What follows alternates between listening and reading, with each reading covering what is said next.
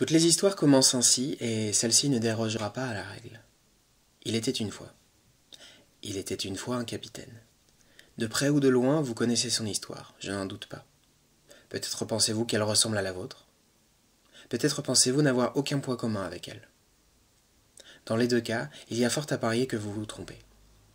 Car voyez-vous, avant de trouver le trésor de l'île de l'Étincelle, avant d'être le capitaine du plus beau des navires, avant même de devenir pirate et de s'aventurer en haute mer, le capitaine avait eu une autre vie. Une autre vie où il n'était pas marin, et pire que ça, où cet homme qui se faisait encore appeler Will le Croc fuyait l'océan, la mer et le poisson comme on fuit la peste.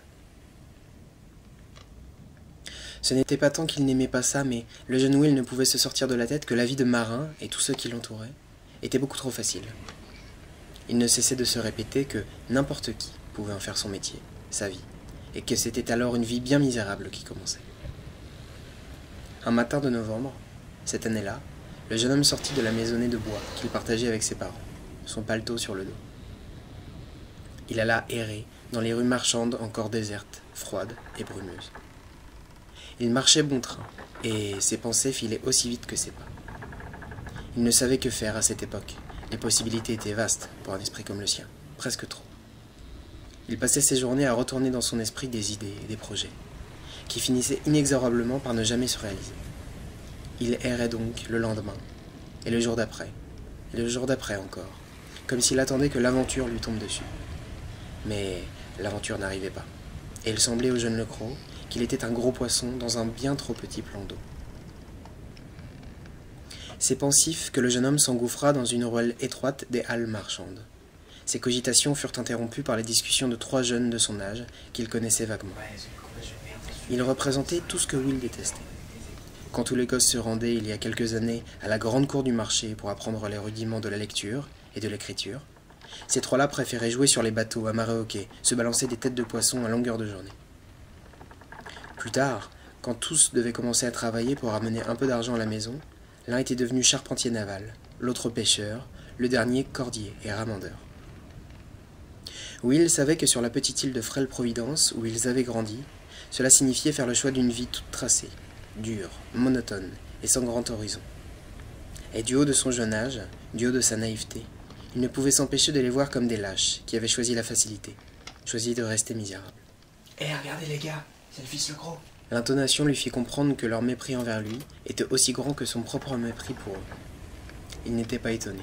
Depuis quelque temps, il était apprenti d'un négociant qui faisait transiter par voie marine des denrées passées en salaison, de la viande et du poisson.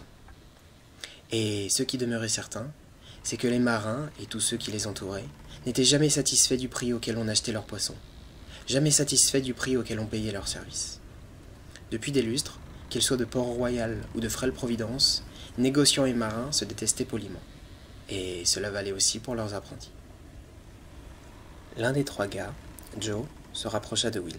« Hé, Le Croc, t'aurais pas un petit quelque chose à nous filer, histoire qu'on te laisse passer tranquille ?» lui dit-il avec cette haleine de pain sec, de sel et de tabac froid, typique des pêcheurs du coin. Will lui répondit qu'il n'avait rien pour eux, et se retourna simplement pour repartir d'où il était venu. Les trois marins n'étaient pas bien futés, mais pas cruels pour autant, et ils savaient qu'ils le laisseraient passer sans trop d'encombre. « Ouais, c'est ça, Le Croc, tire-toi !» entendit-il dans son dos. Au moment où il marmonnait, en guise de réponse, il sut qu'il avait parlé trop fort pour ne pas être entendu. La réaction ne se fit pas attendre. « T'as dit quoi, Le Croc ?» S'excuser ne servirait à rien, il le savait, et sa fierté lui interdisait de le faire, de toute façon. Sans se poser de questions, il se mit donc à courir. Presque immédiatement, Joe fut derrière lui et lui attrapa le col. Dans sa course, Will manqua de s'étrangler. Pour se libérer, il se retourna pour adresser un coup de coude dans le nez de son poursuivant. Le jeune pêcheur lâcha son emprise dans un râle et Will put reprendre sa route. Tandis qu'il courait, il se demanda où étaient passés les autres, en regardant craintivement derrière lui. Il comprit qu'il avait réfléchi trop lentement quand sa course fut stoppée net, par un coup d'épaule qui l'envoyait valser contre les pavés froids et humides. « Oh, foutu charpentier !» bougonna Will en se relevant difficilement. Son répit fut de courte durée. Le constructeur de bateau l'attrapa par la botte et le traîna sans ménagement jusqu'au milieu de la ruelle. Arrivés au pied des trois marins, deux d'entre eux le soulevèrent et le tinrent pendant que leurs collègues essuyaient le filet de sang qui lui coulait du nez. « Faut vraiment être débile pour m'insulter, Le Croc !» lui dit-il après avoir reniflé bruyamment. S'ensuivirent 2 coups violents qui estomacèrent Will.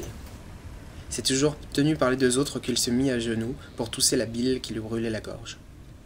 Joe mit également un genou à terre pour lui dire avec un dégoût non dissimulé: Et dire que c'est ce minable gros qui m'a pété le nez.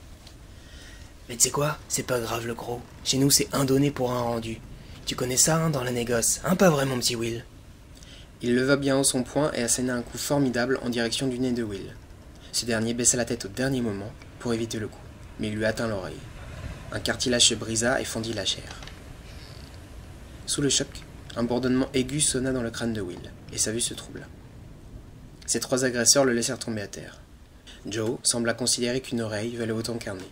Il cracha sur les pavés à côté du visage de Will et partit avec ses collègues en direction des quais à sec. Pour ce qui est du jeune Lecroc, il gisait là, rompu et cassé au milieu de la ruelle. Sa vision se dédoublait et du sang tiède et piquant coulait de son oreille fendue. Pourtant, il luttait pour ne pas perdre connaissance. Un bruissement d'ailes se fit entendre. « Oh non, il faut que juste que le choc passe, Will, tu sais comment ça marche. » se répétait-il à lui-même. Près de son visage, des cliquetis. 2 pattes d'oiseau sur les pavés. Il lui semblait voir un de ces oiseaux de malheur, un corbeau, une corneille, il en avait oublié le nom exact. Ce qu'il savait en revanche, c'est que l'oiseau le regardait avec les 2 billes noires qui lui servaient d'yeux. Il penchait sa tête de temps en temps, comme pour l'étudier. Puis il s'approcha de lui et lui mordillait à l'oreille. Dans les brumes de sa conscience, Will s'agita pour chasser le volatile. Je suis pas mort, foutu bestiole. Mais à battre des bras dans le vide, il finit par s'épuiser. Chaque fois qu'il repoussait l'oiseau, son regard se faisait plus vague. Quand le corbeau revint, Will n'eut pas la force de le repousser. Il planta donc son bec dans son oreille, lui arrachant un cri. Le jeune homme eut l'impression qu'il avait atteint son tympan. Et quand il s'éloigna, l'oiseau tenait bel et bien un morceau de chair sanguignolant dans son bec de mauvais augure. Si le bourdonnement dans la tête du garçon avait cessé, la douleur était vive, et du sang chaud coula à nouveau de son oreille. Cela finit d'étourdir Will, qui tourna de l'œil. Inconscient, il ne vit pas l'oiseau s'envoler, en dévorant son butin écœurant. Quand le soir venu, le jeune Lecroc se réveilla de son sommeil de brume, il lui sembla que toute sa mésaventure venait d'advenir. Mais il se rendit vite compte que l'air était encore tiède, de cette tiédeur qui signifie qu'une journée de soleil est en train de se terminer doucement. Il avait donc passé la journée couché là. Et ce qui lui sembla pire encore que son passage à tabac, ce furent des morceaux de pain rassis et des pièces de cuivre qui jonchaient le sol près de lui. Sur l'île de Frêle-Providence, où il avait toujours vécu, où il avait grandi, où il avait travaillé, où tout le monde le connaissait, on l'avait pris pour un mendiant, pour un ivrogne endormi. C'est un Will honteux et furieux qui rentra dans la maisonnée familiale ce soir-là. Mon garçon, tu vas bien? Entendit-il en passant le pas de la porte. Il reconnut immédiatement la voix paternelle. Il marmonna un vague « Ouais », avant que son père l'accable de questions mi-inquiètes, mi-contrariées. En racontant sa journée, il ne put s'empêcher de se laisser aller en parlant de ses agresseurs matinaux. Et dire que j'ai perdu une journée entière, la tête contre les pavés des halles, à être pris pour un moins que rien par toute l'île, à cause de ces raclures. Tu sais quoi, partis comme ça, c'est certain, ils font de bons marins, ceux-là. Oui, je ne vois pas le rapport entre ta cogne du jour et l'avenir de marin de ces gars. Je sais pas, moi, à chercher les crosses pour tout et n'importe quoi. Puis la sueur et le tabac froid alors que le soleil est pas encore levé. On fait du poisson en longueur de journée. C'est pas être un bon marin, ça? Mais ça n'a rien à voir avec Et rester abruti toute sa vie, et faire un métier où tu réfléchis jamais à rien, et avoir des gros bras tatoués, et être fier comme un pagnard. Tu sais quoi? Il me donne envie de gerber tous ces marins, tous minables, tous plus abrutis les uns que les autres. Écoute, ce n'est pas parce que tu t'es fait amocher par 3 d'entre eux que tous les marins sont comme ces gosses. Reprit son père, agacé par le ton méprisant de son fils. Parce que t'en croises beaucoup, toi, des marins brillants et intelligents? Son père frappa de la main sur la table pour le faire taire. Non mais qu'est-ce que tu me chantes comme histoire? Tu as reçu le 3 gars ce matin, et non seulement tu t'étonnes de te faire frapper, mais en plus tu en déduis que tous les marins sont des abrutis? Will s'emporta également. Non, je les ai pas insultés, ce sont des abrutis. Et j'en déduis que tous les marins en sont aussi parce que c'est ce que je vois tous les jours. Tu vis sur une île, Will, une île. L'endroit où nous vivons avec ta mère a été construit par des marins. J'étais marin moi-même. Et plus jeune, tu voulais aussi en devenir un. C'est sûrement parce que ce sont des marins qui ont construit cet endroit qu'il y avait demeuré à tous les coins de rue alors. Et toi, tu es devenu commerçant parce que tu n'aimais pas la vie de marin, je te rappelle. Moi, j'ai arrêté de vouloir le devenir quand j'ai compris que ça voulait dire signer pour une vie de galère. C'est plus calmement, mais avec froideur, que son père lui répondit. La seule raison, mon fils, pour laquelle tu as abandonné cette idée, c'est la peur. Tu as renoncé quand le fils Lemarque n'est pas revenu, et que tu as compris que tu pouvais mourir en mer. Tu as abandonné parce que tu as compris que c'était une vie dure, on risque sa vie chaque jour. Je ne peux pas t'en vouloir, moi aussi j'ai abandonné cette vie pour ta mère et pour toi. En revanche, je t'interdis de continuer à juger comme ça ceux qui se sont battus pour mériter une place en mer. Mais il n'y a aucun mérite à devenir pêcheur sur une île de marins. Si je m'y mettais, je pourrais être capitaine d'ici l'an prochain. Cette réponse finit d'agacer son père, qui se dirigea vers l'entrée, ouvrit la porte et déclara. Puisque tu crois être aussi fort et si malin, montre donc à ton père ce que tu viens de prétendre. Je suis beau joueur, tu voulais t'y mettre demain? Je te laisse 1 minute plus. Allez, va. Will n'en revenait pas, mais il était déjà remonté, et entendre son père le mettre ainsi au défi le rendait fou. Il sortit de la maison parentale, vêtu de son seul paletot. Au revoir mon fils. Si tu es devenu capitaine d'ici l'an prochain, reviens quand même nous voir si tu le peux. Ça fera plaisir à ta mère. Ironisa son père. Will maugréa, mais ne souffla pas un mot pour lui répondre. Il se mit juste en route. Le père de notre ami Will referma la porte sans inquiétude, convaincu que son fils reviendrait dans les jours à venir. Il ignorait que la fierté de son fils était immense et qu'il ne le reverrait jamais, capitaine ou non. Mais c'est là une autre histoire.